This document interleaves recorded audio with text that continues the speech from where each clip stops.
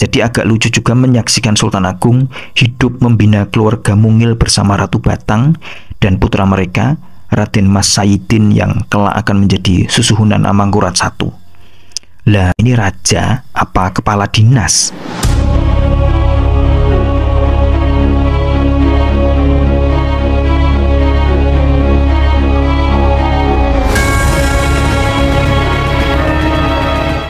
Di Indonesia, gambaran tentang kerajaan Belanda sebelum tahun 1945 dalam karya-karya fiksi termasuk film adalah selalu serupa dan seragam, yaitu sosok penjajah yang keji dan ingin memperbudak bangsa lain. Belanda pastilah penjajah, sekalipun pada suatu periode zaman ketika mereka belum berada dalam posisi menjajah. Hal ini juga muncul dalam film Sultan Agung, Tahta Perjuangan dan Cinta. Dibesut Hanung Bramantyo dan satu sosok sinias misterius yang hanya menyebut diri dengan nama aneh X-Ju. Film ini dirilis 23 Agustus 2018 lalu dan kini bisa bebas kita inceng lewat layanan streaming Netflix. Sebagaimana judulnya, film ini berkisah soal raja terbesar kerajaan Mataram, yaitu Sultan Agung.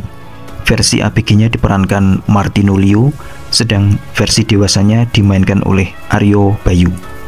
Sebelum jadi raja, nama Sultan Agung saat ABG adalah Raden Mas Rangsang atau Raden Mas Jatmiko. Dikisahkan Rangsang sekolah di Padepokan Jejer yang dibina ulama sakti Ki Jejer, diperankan oleh aktor besar Didi Sutomo almarhum dalam penampilan terakhirnya. Rangsang merahasiakan identitasnya sebagai putra penguasa Mataram saat itu, yaitu Panembahan Hanyokrowati, sehingga tak ada teman-temannya yang tahu bahwa ia adalah seorang putra mahkota. Rangsang lalu pacaran dengan teman sekelasnya, Lembayung. Versi muda Lembayung diperankan Putri Marino, sedang versi tuanya dimainkan oleh Adinia Wirasti. Menyusul konspirasi yang dilakukan Ratu Tulungayu, diperankan Meriam Bellina, terkait wafatnya Panembahan Hanyokrowati untuk mempercepat suksesi ke tangan putranya, yaitu Pangeran Martoburo, Mas Rangsang terpaksa mau dinobatkan sebagai raja dengan gelar Susuhunan Agung Hanyokrokusumo. Ia awalnya enggan menerima tugas itu karena perasaan cintanya yang begitu mendalam pada Lembayung. Namun panggilan negara membuatnya pada akhirnya tunduk. Ia dilantik menjadi raja dan harus menikah dengan Ratu Batang, diperankan oleh Anindya Putri. Sesudah itu, seluruh energi cerita dihabiskan untuk memperjelas pelajaran sekolah soal invasi militer Mataram ke Batavia yang dilandasi atas semangat patriotik untuk mengusir penjajah keji yang akan memperbudak bangsa kita. Seperti pada umumnya film-film Indonesia lainnya, Sultan Agung, Perjuangan, Tahta dan Cinta tak bermasalah dalam banyak aspek sinematiknya. Bahkan adegan laga dan peperangannya pun oke untuk ukuran sebuah film yang diedarkan sebagai film biopik atau film sejarah dan bukan film silat atau film laga kolosal. Problem besarnya seperti biasa ada di skenarionya yang dikerjakan oleh Ivan Ismail, Muryati Sudibyo, Bagas Puji Laksono dan Jeremias Nyangun. Masalah pertama ada pada nuansa penceritaannya yang lebih memilih rute pelajaran sekolah. Memang bagus dan sesuai dengan misi awal Ibu Muryati Sudibyo sebagai penggagas proyek ini guna meneguhkan sosok Sultan Agung sebagai pahlawan nasional. Namun cara amal itu membuat film Sultan Agung tak menawarkan hal baru apapun. Kalau materi ceritanya itu dan itu, kita semua sudah pada tahu dari pelajaran PSPB. Ayo, apa itu pelajaran PSBB? Padahal ada banyak hal menarik yang luput dari dialektika pelajaran sekolah. Misalnya, pada tahun 1610-an hingga 1630-an, VOC belumlah berstatus penjajah. Wong kota Batavia sendiri baru didirikan tahun 1619 oleh Jan Pieter Zoon. Daerah kekuasaan VOC ya satu kota itu doang. Di barat ada Banten, di timur ada Mataram, dan keduanya berstatus negara merdeka, bukan wilayah jajahan siapapun. Tambahan hal baru berupa Lembayung yang merupakan tokoh fiktif tak banyak membantu karena mekanisme percintaan yang digunakan dalam skenario menggunakan metodologi asmara abad ke-20 dan 21. Sultan Agung itu raja dengan kekuasaan tanpa batas karena zaman itu belum ada HAM dan demokrasi. Kalau dia menginginkan Lembayung, ya tinggal minta aja atau ambil saja sekehendaknya. Ingat bahwa pada abad pertengahan, raja, sultan atau kaisar memiliki belasan istri dan puluhan selir. Sudah nikah sama Ratu Batang dan kemudian nikah lagi sama Lembayung pun tak akan jadi soal, nggak akan ada yang berani melawan. Di samping itu, pada zaman Sultan Agung, istilah keluarga kecil bahagia sejahtera belum ada.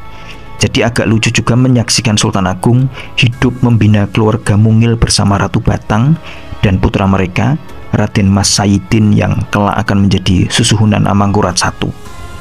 Lah ini raja apa kepala dinas? Sultan Agung juga tersederai oleh kekurang telitian teknis di beberapa sisi. Ada kekeliruan penggunaan motif kain batik dalam adegan penobatan Sultan Agung yang membuat film ini dikritik salah satu putri keraton Yogyakarta bahkan jauh sebelum filmnya beredar. Selain itu, Hanung juga tak melengkapi tim kerjanya dengan penulis sungguhan yang bisa menulis dengan baik dan benar. Tulisan judul Sultan Agung, Tahta Perjuangan dan Cinta sepertinya betul, padahal ora. Kata baku tahta adalah takhta, pakai K, bukan T-A-H-T-A. Dan hukum EYD menyatakan saat menyebut beberapa opsi secara berurutan dalam satu kalimat, harus ada tanda koma sebelum kata dan. Maka penulisan judul yang benar seharusnya adalah Sultan Agung, Tahta, Perjuangan, koma, dan Cinta. Sebuah film berbiaya 17,5 miliar rupiah adalah suatu pekerjaan serius, sama serius dengan skripsi. Jadi tak boleh keliru menuliskan judul. Padahal cara ngeceknya kan mudah. Tinggal WA rekan wartawan dan nanya, ini tulisan judulnya udah bener belum? Para sinias kali Hanung Bramantyo pasti punya banyak kenalan wartawan yang bisa gantian ditanyai dan gak cuma ditunggu pertanyaan wawancaranya di acara-acara konferensi pers atau meet and greet. Dan penggunaan bahasa gaduh-gaduh Jawa Indonesia ternyata sangat mengganggu. Para aktornya jadi terdengar kayak orang Jabodetabek yang sok ramah pakai bahasa Jawa pas piknik atau belanja ke Seragen, Ngawi, atau Magelang. Logat Jawanya jauh dari akurat. Sebenarnya tak apa-apa juga andai keseluruhan dialog film memakai bahasa Indonesia standar. Jika mau total, harusnya sekalian saja menyewa penulis ketoprak di Jogja atau Surakarta, sehingga seluruh dialog tokoh Jawa menggunakan bahasa Jawa plus kromo inggil keraton seakurat mungkin, yang mereka pasti bisa kerjakan karena memang itu pekerjaan dan keahlian mereka.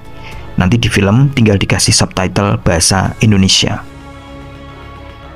Untung masih ada Putri Marino dan Adinia Wirasti yang wajah mereka sangat cocok dengan nuansa kejawaan abad ke-17.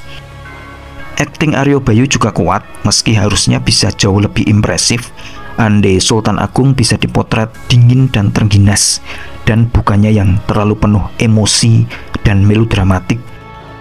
Namun di luar semua ulasan dan diskusi, menyaksikan penampilan Deddy Sutomo sebagai Ki Jejer adalah sebuah momen yang berharga. Saat penggarapan film ini, Deddy sudah berusia 78 tahun. Sultan Agung sekaligus menjadi film terakhirnya. Satu lagi film yang tercatat dalam filmografi Deddy Sutomo adalah Every Day is a Lullaby yang baru dirilis 4 bulan setelah ia meninggal. Mengheningkan cipta mulai.